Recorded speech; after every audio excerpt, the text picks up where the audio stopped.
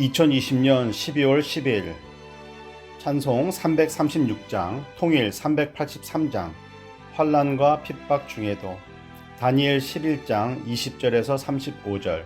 제목, 거짓과 속임수의 길, 확고한 믿음의 길. 20절에서 몇 날이 못되어 망할 것이라는 말씀은 셀루쿠스 4세의 목숨이 끊어질 것에 대한 예언입니다. 그리고 에피파네스의 1차, 2차, 3차에 걸친 애굽과의 전쟁이 이어집니다. 거짓과 속임수를 통해 정권을 잡은 에피파네스는 세상에서 성공했다 볼 수 있지만 하나님이 보실 때는 합당하지 않았습니다.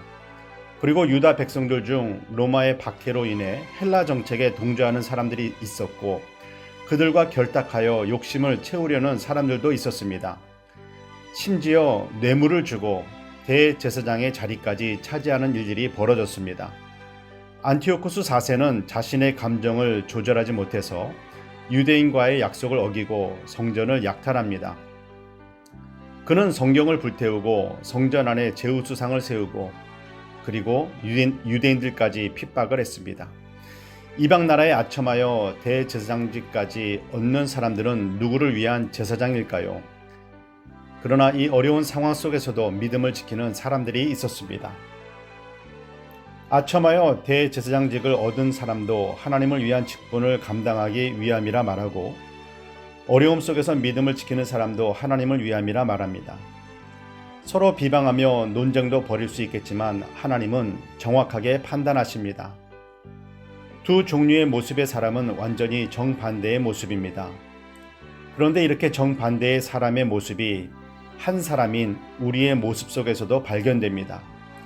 나의 욕심과 이익을 채우기 위해 하나님의 뜻, 하나님의 일이라 포장을 하지만 그럼에도 불구하고 진정으로 하나님의 뜻에 순종하려는 모습도 있습니다.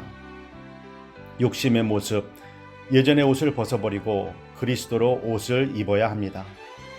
우리의 삶을 성숙시키시는 하나님의 방법은 고난입니다. 코로나19의 고난을 견디게 하신 하나님께 감사를 드리면서도 죄를 깨닫지 못하고 여전히 교만과 욕심에 빠져 있다면 더 큰 고난이 찾아올 것입니다. 고난을 통해 죄를 깨닫고 하나님께 돌아가는 길, 진정한 회개와 삶을 바꾸겠다는 믿음의 결단이 우리를 성숙한 그리스도인으로 이끌어 갑니다.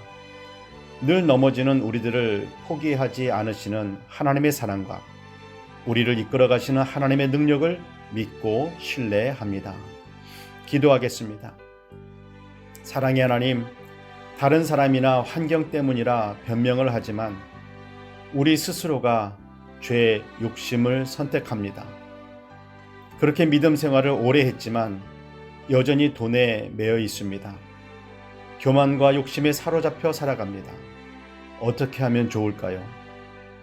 소망이 우리 속에 없기에 소망 되신 예수님을 붙잡습니다. 주여, 이 죄인을 불쌍히 여겨주세요. 예수님의 이름으로 기도드립니다. 아멘.